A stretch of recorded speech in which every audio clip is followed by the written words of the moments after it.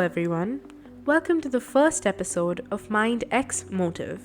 I'm your host, Raya, and I'm here to break down every case into the nitty-gritty details and ponder about the influences over our minds, whether it's the modus operandi of the criminal or the sheer absurdity of their choice in victims.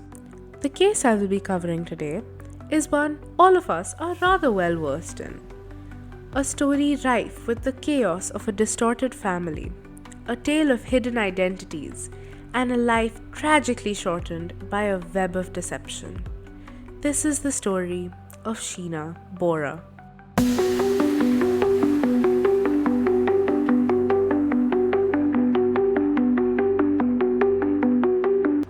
Mumbai, a vivacious city full of ambition and secrets. A city in which Sheena bid her colleagues farewell on the 24th of April 2012 in the Metro 1 office, not expecting this to be her ultimate adieu. Sheena's sister said she boarded a flight to the United States for higher studies. But did she? Well, if she had, would the noble police patil Ganesh Dhene find her half-burnt and decomposing skeletal remains while picking mangoes near the grove on 23rd May 2012? Well, maybe I shouldn't get ahead of myself. With no missing persons case, the remains were not identified until a long time later. The only person who truly searched for Sheena was her boyfriend, Rahul Mukherjee. He went to the police, desperate for answers, but his requests to file a missing persons report were always dismissed, assuming it to be a lover's spat or a young woman's choice to leave on her own. And just like that, Sheena Bora disappeared off the face of the earth without a trace. Now, hold on a minute. Let's rewind. Because to understand what really happened that fateful night, we need to know who Sheena really was. Sheena Bora was born in 1987 in Guwahati, Assam. She was raised by Upendra Kumar Bora and Durga Rani Bora, who to the outside world looked like loving parents. But who were they truly?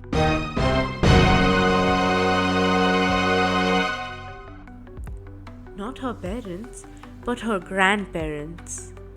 Turns out, in this family, nothing is what it seems. In reality, the woman posing as Sheena's elder sister, Indrani Mukherjee, was in fact her biological mother. Indrani was a teen mother to not only Sheena but also her brother Mikhail. Not wanting to ruin her own life, she decided to leave her children under the care of her parents and fled to Kolkata, then to Mumbai. A new city, a new life, a clean slate. The life Indrani wanted to lead did not have space for these children. She left behind her first husband, Siddharth Das, and her quiet life in 1998, stepping into a new identity. In 1993, she married Sanjeev Khanna and had her daughter, Vidhi, before parting ways in 2002. Till date, Vidhi is one of her most vehement supporters and believes her mother could do no wrong. That same year, she married Peter Mukherjee, the former CEO of Star India and INX Media, stepping into Mumbai's elite circle. But with Peter came his son, Rahul. Yes, you got that right. Rahul Mukherjee, Sheena's boyfriend. To Sheena's knowledge, he was her step-nephew, which she seemed to not have that many qualms against. But step-brother? Now that's a new extreme. I could go on about this family for a really long time, but let's leave some of it for the nurture part of this case. Now let's get to the part you've all been waiting for, the actual murder. On the evening of April 24th, 2012, Sheena Bora, the 24-year-old assistant manager at Mumbai Metro 1, was lured into a deadly trap set by her own mother, Indrani Mukherjee, with the assistance of her ex-husband Sanjeev Khanna and driver Shyamvar Rai. According to Rai's confession, Sheena was dropped off near National College in Bandra by her boyfriend Rahul Mukherjee. There, she was met by Indrani, Khanna, and Rai, who had arranged for a rented Opel Corsa, which is a type of car, by the way. Definitely did not have to Google that. I am extremely knowledgeable when it comes to cars, not only crimes. But this was done to facilitate the abduction. Sheena was coaxed into the vehicle under the pretense of a meeting with Indrani. At the beginning of the car ride, Sheena was seated in the rear seat while Khanna occupied the front passenger seat. At some point in the car ride, Khanna moved to the back while Indrani moved to the passenger seat in front. As the car navigated a secluded bylane in Bandra, Khanna allegedly strangled Sheena with a seatbelt. Indrani reportedly sat beside Rai in the front seat, maintaining a calm demeanor while the act of murder happened in their back seat. After the murder, the trio transported Sheena's body to Indrani's residence in Worli. There, they concealed the body in a bag and placed it in the trunk of the car. Rai claimed that he slept in the car overnight, keeping a watch over the body.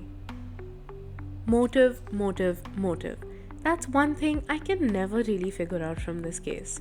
Well, if we say that Indrani blamed Sheena for ruining her life, why didn't she try to kill Mikhail? Well, maybe she did. Mikhail Bora came out to the police and made a statement saying his mother, Indrani Mukherjee, tried to kill him on the same day, April 24th, 2012, the day she murdered Sheena. She had called him to her Mumbai home and spiked his drink, but he fled just in time. He said Indrani called him to her flat in Marlow building in Worli. Mikhail, having just arrived from Guwahati 3 days prior, actually agreed. He said Khanna and Indrani called him to discuss Sheena's marriage with Rahul Mukherjee and gave him a sedative in his drink. He started to feel giddy immediately, and after Indrani and Khanna had left the house to bring Sheena to the place, Mikhail somehow fled. The plan was to get Sheena also to the house and kill them both, apparently. Well then, this doesn't add up. Sheena was killed in the car, wasn't she? Each statement provided to us just contradicts each other. What is one supposed to believe? Well, maybe that's what led to so much controversy in this case and the lack of physical evidence. The day after the murder, Indrani allegedly texted Rahul from Sheena's phone saying, "I'm fine, going to Indore for work." After that, there was radio silence. Well, this radio silence is extremely peculiar because most people believe Sheena and Indrani met that day to buy an engagement ring for her and Rahul. Doesn't this nullify all the claims that she ran away without saying anything and that it was just a lover's spat gone wrong? Before I digress, let's get back to the facts. In the early hours of April 25th, 2012, the group drove to a remote forested area in Gagode Khurd, Raigad district of Maharashtra. To avoid detection during potential police checkpoints, they propped Sheena's body between Indrani and Khanna in the rear seat, simulating her being asleep. Upon reaching the secluded spot, they removed the body from the car, doused it with petrol, and set it ablaze. After the body was completely consumed by fire, they returned to Mumbai, leaving behind no trace of the heinous act. The murder remained undetected for over 3 years, with Indrani falsely claiming that Sheena had moved abroad. For 3 years, Rahul kept asking questions, visiting police stations, calling friends, chasing leads, but every rebuttal looped back to Indrani's insistence that Sheena had moved abroad. Now, I've quoted Rai on some inconsistencies before. You must be wondering what Rai must have been subjected to get him to talk. Well, funnily enough, he was never interrogated for this case at all. In August 2015, Rai was arrested for illegal possession of a weapon. He ended up flipping the script and confessing to so much more in a manic state of anxiety. Within days, the Central Bureau of Investigation swooped in. Indrani Mukherjee, the glamorous socialite, and Sanjeev Khanna, her ex husband, were arrested. The charges were severe: murder under Section 302 of the Indian Penal Code, criminal conspiracy 120B of the IPC, destruction of evidence 201 of the IPC, and abduction, which is 364 and 363 of the IPC. Rai, however, was only implicated in assisting with the crime. The law in India treats murder as a non-bailable offense, which means bail is never guaranteed. Courts weigh the seriousness of the crime and the risk of tampering with evidence and whether the accused might flee. Initially, Indrani's bail petitions were repeatedly denied. She remained in custody, a high-profile inmate, constantly under scrutiny, while the trial crawled forward. But justice, as it often does, has many layers. By 2022, after nearly 6 years behind bars, Indrani was finally granted bail. The court considered several factors: her long detention without a final verdict, her age, and the assurance that she would never interfere with the ongoing trial. And just like that, the woman at the center of India's most notorious murder cases walked out of the prison gates scot-free. Now, I think I've reiterated this fact many times, but even a case as shocking as the Sheena Bora murder, the investigation was far from smooth.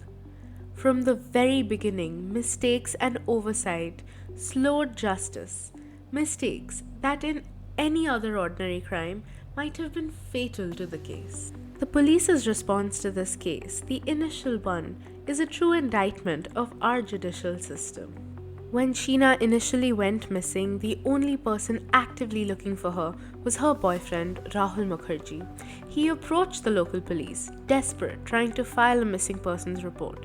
But the officers, citing it as a personal matter, a young woman's choice to leave home, refused to register it.